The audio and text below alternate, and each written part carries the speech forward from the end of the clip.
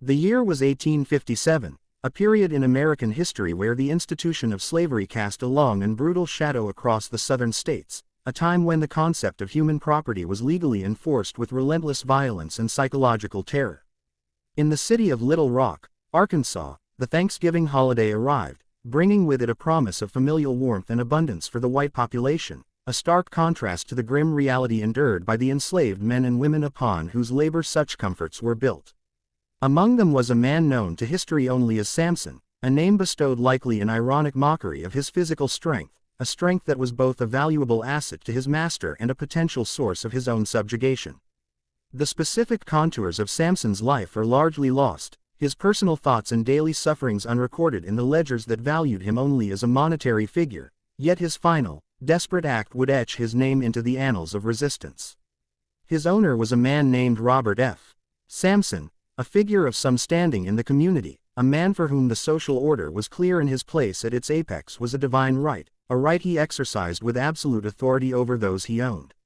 The relationship between master and slave was, by its very nature, one of profound and inherent violence, a constant state of war waged by the oppressor upon the oppressed, where any semblance of compliance was often merely a survival strategy. For Samson, the breaking point came not on an ordinary day of toil, but on a day symbolizing gratitude and peace, a cruel juxtaposition that highlights the profound hypocrisy at the heart of a society that celebrated freedom while practicing bondage. The precise catalyst for the violent confrontation remains shrouded, a detail lost to the biased accounts of the time, which were quick to paint the enslaved as brutish and irrational while ignoring the relentless provocations they endured. It is plausible that the holiday itself intensified the tensions, the performative joy of the master's family perhaps grating against the profound misery of those who prepared the feast but were denied its spiritual and physical nourishment. Perhaps it was a particularly harsh punishment, a threatened sale of a loved one, or simply the accumulated weight of a lifetime of degradation that finally caused the dam of Samson's endurance to shatter. What is known, from newspaper reports and court documents, is that an altercation erupted between the two men, a physical struggle that represented the ultimate transgression in the eyes of the slave-owning class, a direct challenge to the master's physical dominance. In that moment of explosive conflict, Samson, utilizing the very strength for which he was prized, seized his master and, with a terrifying application of force, broke his neck, an act of such finality that it left no room for negotiation or recantation. Robert F. Samson was killed instantly, his life extinguished by the hands of the man he considered his property, a shocking inversion of the established power dynamic that sent tremors through the entire community. The immediate aftermath was one of sheer panic and fury among the white populace of Little Rock, for this was not merely a murder, it was an act of insurrection, a symbolic shattering of the myth of the contented slave and the inviolable power of the master. Samson did not attempt to flee, a fact that speaks volumes, suggesting his act was not one of calculated escape but of ultimate, albeit suicidal, defiance, a final stand on his own terms against the system that consumed him. He was swiftly apprehended, seized by the authorities and a vengeful mob, and thrown into the Pulaski County Jail, a fortress designed to contain those who threatened the social order. His fate was sealed from that moment. The legal proceedings that would follow were a mere formality, a theatrical performance of justice designed not to ascertain truth but to reaffirm the racial hierarchy and deliver a swift, terrifying punishment. The news spread rapidly through newspapers, their language dripping with outrage and dehumanizing rhetoric, labeling Samson a monster, a brute, and most notably, the bone breaker, a moniker that focused on the visceral nature of his act while deliberately obscuring its cause. The narrative constructed for public consumption was one of a savage, unprovoked attack by a treacherous slave upon a kind master, a story that required the complete erasure of Robert Samson's role as an enslaver and the daily violence inherent in that role. The Thanksgiving setting was emphasized to heighten the sense of sacrilege, painting the act as a violation not just of a man but of a sacred American tradition, thus further demonizing the enslaved man and justifying the coming retribution. For the other enslaved people in Little Rock and across the South, the news would have been met with a complex, dangerous mix of secret awe and profound fear, a recognition of the ultimate price of resistance and a grim understanding of the collective punishment that often followed such events. The legal system moved with brutal efficiency, as the entire apparatus of the state was mobilized to make an example of Samson, to reassert control and dissuade any who might be inspired by his desperate courage. His trial, if it can be called that, was a foregone conclusion, a spectacle where he, a black man, stood before a white court, white jurors, and a white public, with no conceivable chance of a fair hearing or an impartial judgment. The charge was murder, a charge that carried a specific legal weight when the victim was a white man and the perpetrator was black, transforming the act into a capital offense against the state itself. There is no record of Samson offering a defense, or of any lawyer attempting to articulate the unimaginable pressures that led to that fatal moment. His voice was silenced, both literally and figuratively, by the process that now consumed him. The jury required little time for deliberation, their verdict of guilty being the only possible outcome in a society where the testimony of a black person against a white person held no legal weight. The judge pronounced the sentence: death by hanging, a public execution designed to be a gruesome lesson for the entire community, a ritual of power meant to cleanse the society of the pollution of insurrection and restore the perceived natural order.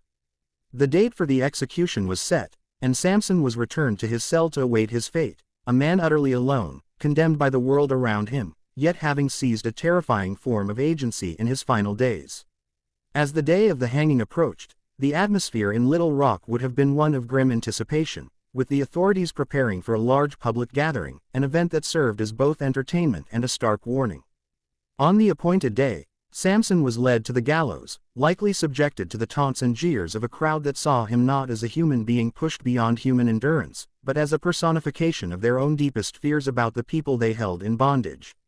There is no account of his final words, no last statement recorded for posterity. His final act of defiance was the neck snapping itself, and his silence on the scaffold was its own powerful testament.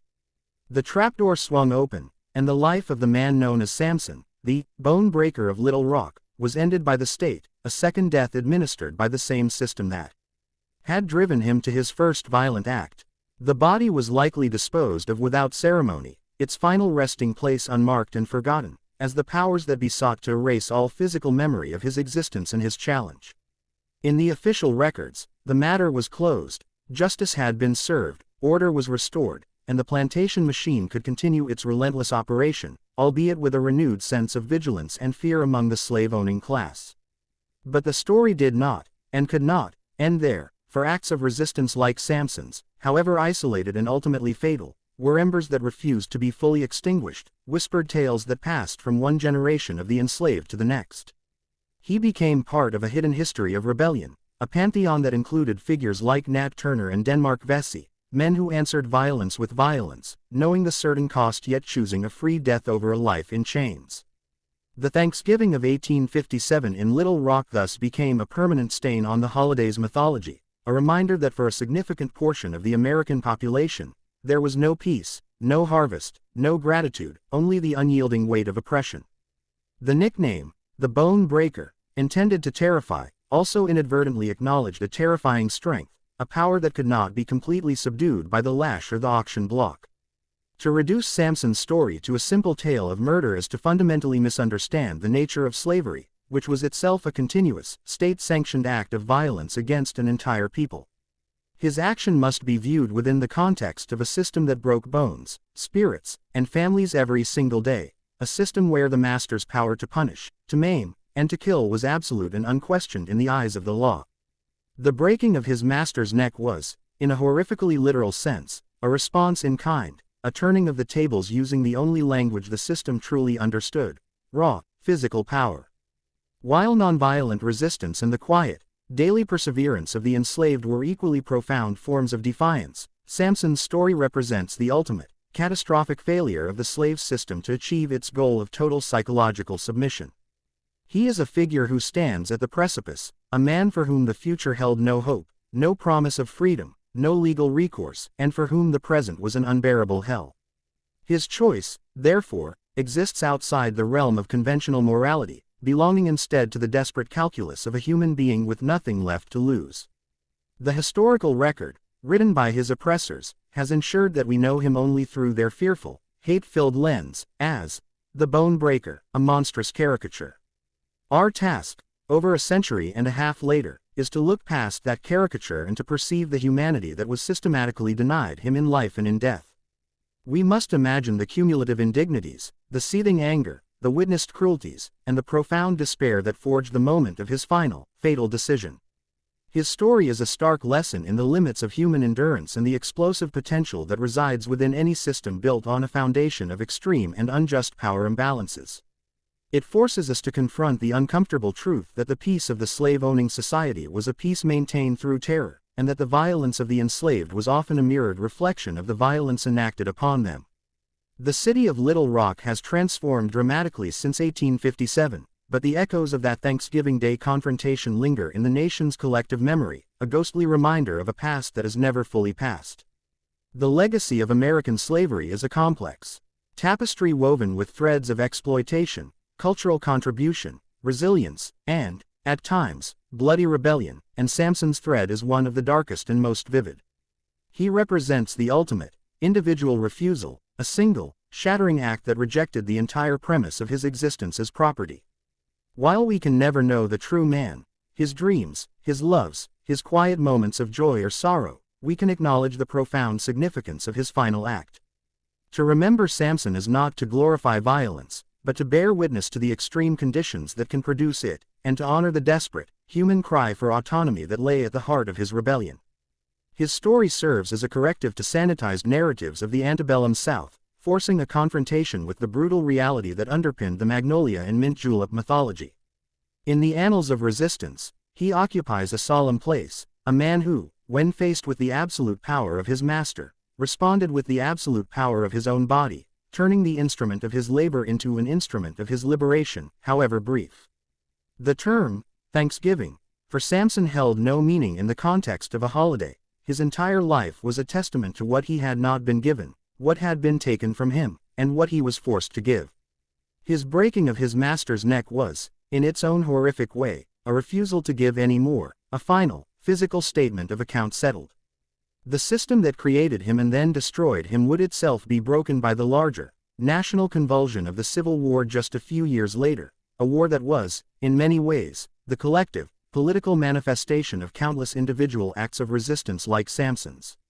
Yet, even in that broader conflict, the story of a single enslaved man in Arkansas, pushed to his absolute limit on a day of supposed peace, retains its unique, tragic power.